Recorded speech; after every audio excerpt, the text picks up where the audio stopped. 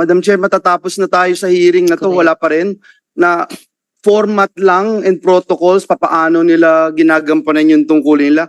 Naging information po namin coming from the Interpol po na nakuha po natin. Then yung sa mga allegations po na is ongoing naman po ma'am yung aming investigation. Yes sir, pero more than a month ago na po yung August 14 na input ng Interpol.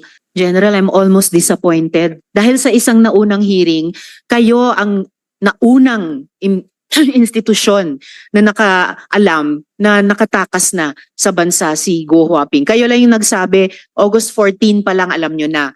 I think it was mentioned the former chief PNP. Which one? Totoo ba ito o kwento lang? Alamin natin kung anong nangyari.